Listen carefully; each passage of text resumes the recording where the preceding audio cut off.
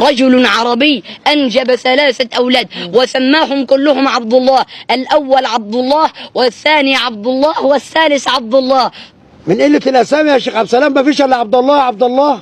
كانت عادة عند العرب، صلي على رسول الله عليه الصلاة والسلام، كانت عادة عند العرب. فجاء هذا الرجل قبل أن يموت وأوصى بوصية وكتب فيها عبد الله يرث وعبد الله يرث وعبد الله لا يرث، وكل منهم يقول أنا الوارث. وكتب في آخر الوصية فإن اختلفتم فاذهبوا إلى قاضي المدينة، ولكنهم اختلفوا فخرجوا وهم في طريقهم إلى القاضي قابلهم رجل أعرابي قال لهم لقد فقدت بعيري أما رأيتم بعيري؟ قالوا لا، ولكن قال له الأول أبعيرك أعور؟ قال له نعم. قال الثاني أبعيرك أعرج؟ قال نعم. قال الثالث أبعيرك أبتر؟ قال نعم. قالوا والله ما رأيناه.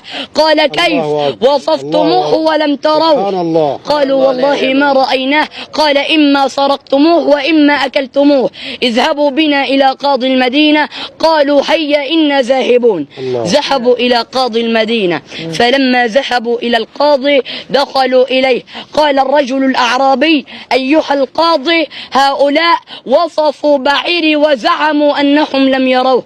قال ماذا قلتم؟ قال له الأول قلت أنه أعور لأن الأنعام إذا أكلت تأكل من جهتين، وأما هذه فتأكل من جهة واحدة، فعلمت أن عندها عينا واحدة سليمة وأما الأخرى فلا تعمل، فقلت أن بعيره أعور. فقال له الثاني وقلت أنه أعرج لأني أرى أثر قدما غائصة في الأرض عن الأخرى، أما الأخرى فأثرها خفيف. وقال الثالث قلت أنه أبتر لأن البعير إذا أخرج بعثر ما أخرجه بذيله، وأما هذا فأكوام على الأرض. قال لهم القاضي هؤلاء لم يسرقوا بعيرك ولكنهم أذكياء، اذهب أيها الرجل وابحث عن بعيرك. فخرج الرجل وبقوا 3 قالوا له إن أبانا قبل أن يموت أوصى بوصية وكتب فيها عبد الله يرث وعبد الله يرث وعبد الله لا يرث، وكلنا عبد الله، فمن منا يرث ومن منا لا يرث. قال والله ما قرأتها في كتاب، ولكن أنتم ضيوف الليلة فاجلسوا معي.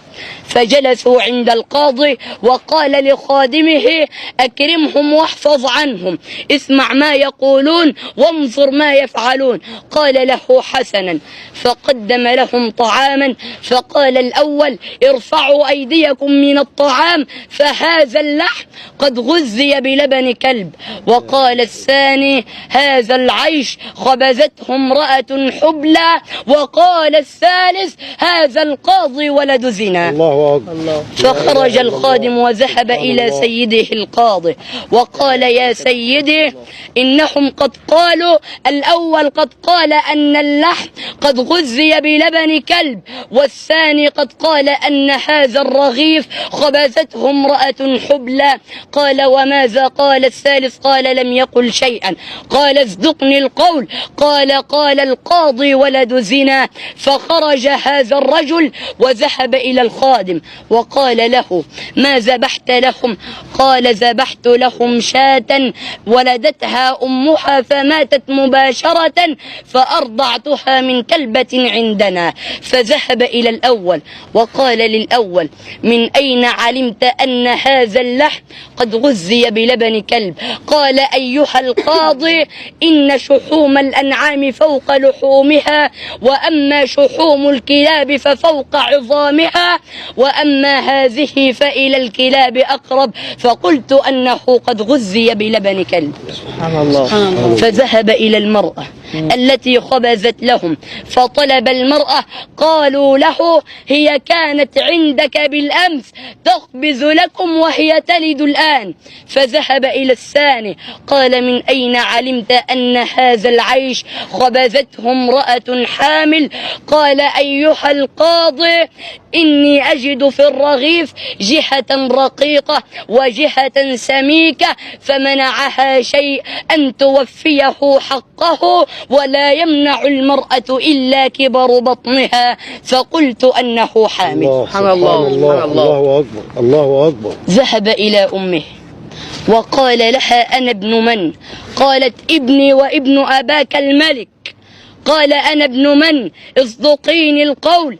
قالت له إن أباك تزوج من نصف بنات القرية ولم ينجب منهم فلما تزوجني ولم ينجب نمت مع الخادم فأنجبت من الخادم فأنت ابن الخادم.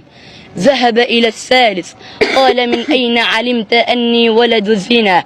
قال أيها القاضي لقد عهدنا الكرام إذا ضيفوا الكرام لا يوكلون من يترصص عليهم وأنت وكلت من يترصص علينا ولا يفعل ذلك إلا ابن الزنا فأنت ابن الزنا. قال له القاضي لقد عهدنا الكرام إذا دخلوا بيوت الكرام لا يرفعون أبصارهم في بيوت الناس إلا من لم يتأدب بأدب الناس ولا يعرف ابن الزنا إلا ابن الزنا فهذا يرث وهذا يرث وأنت ابن الزنا الذي لا يرث. الله يبارك لك الله يبارك لك الله يبارك لك الله أكبر الله يبارك لك الله يكتر من أمثال الله يبارك فيك الله يبارك لك. برافو عليك يا أبو سلام. لسه ثانية